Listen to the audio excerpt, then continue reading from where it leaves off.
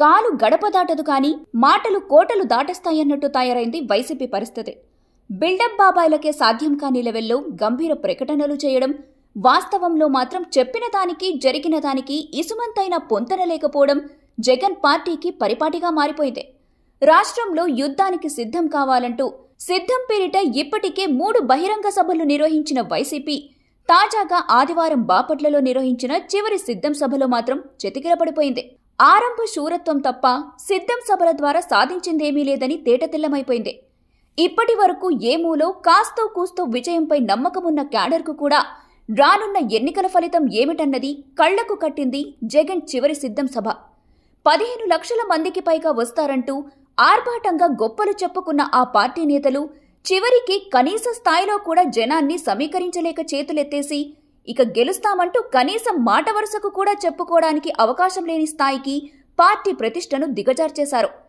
తొలి సిద్ధం సభలో యుద్ధానికి సమయం వచ్చేసిందని, ఇక చొక్కాలు మడత పెట్టేయాలని క్యాడర్కి పిలుపునిచ్చిన జగన్ చివరి సిద్ధం సభకు వచ్చేసరికి జనాన్ని కూడా సమీకరించలేని పార్టీ దుస్థితిని అందరికీ చూపించేశారు. తాడేపల్లి ప్యాలెస్ దాటి అడుగు బయటపెడితే జనం తన ముఖం చూడరని ఈ సభ ద్వారా తేటతెల్లం చేసేశారు. అందుకే ఇంతకాలం బయటకొస్తే రోడ్లకు ఇరువైపులా పరదాలు ఏర్పాటు చేసుకున్న సంగతిని దాపరికం లేకుండా ఈ సభ ద్వారా చెప్పేశారు. చివరి సిద్ధం సభ నాటికి కనీసం అభ్యర్థుల ఎంపిక కూడా పూర్తి చేయలేని దుస్థితిని చాటుకున్నారు. ఎన్నికల మేనిఫెస్టో కూడా ప్రకటించలేని దయనీయ స్థితిని ఎల్లర్లకు తెలిసేలా చేయగలిగారు జగన్. ఇప్పటిదాకా మైక్ పట్టుకుంటే చాలు చంద్రబాబుపై విమర్శలతో విరుచుకుపడటం తప్ప తాను ఈ 5 ఏళ్ల కాలంలో చేసింది ఇది, తన హయాంలో జరిగిన అభివృద్ధి ఇది అని చెప్పుకోలేని జగన్ ఎన్నికల సన్నాహకంలో భాగంగా ఆఖరి అంగమైన సిద్ధం సభలో మరోసారి తనకు అధికారం కట్టబెడితే ఇది చేస్తానని కూడా చెప్పుకోలేని పరిస్థితి తనదని తేటతెల్లం చేసేశారు.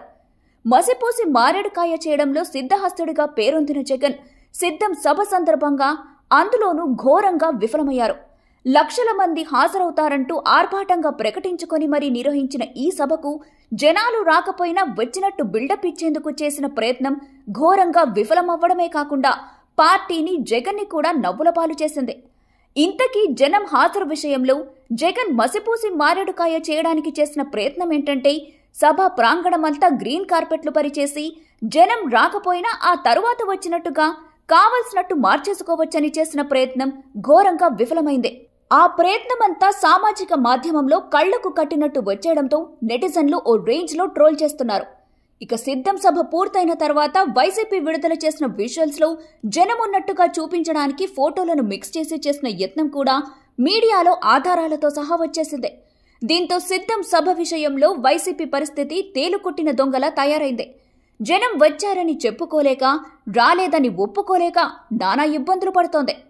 తెలుగుదేశం జాతీయ ప్రధాన కార్యదర్శి నారా లోకేష్ సిద్ధం సభకు సంబంధించి వైసీపీ మార్ఫింగ్ చేసి రిలీజ్ చేసిన ఫోటోలను తన ఎక్స్ ఖాతా ద్వారా రివీల్ చేసి సీఎం జగన్ సిద్ధం సభలకు జనం రాకపోయినా మార్ఫింగ్ ఫోటోలు వేసుకుంటూ సభ విజయవంతమైనట్టు చెప్పుకుంటున్నారని టీడీపీ యువనేత నారా లోకేష్ ఎద్దేవా చేశారు.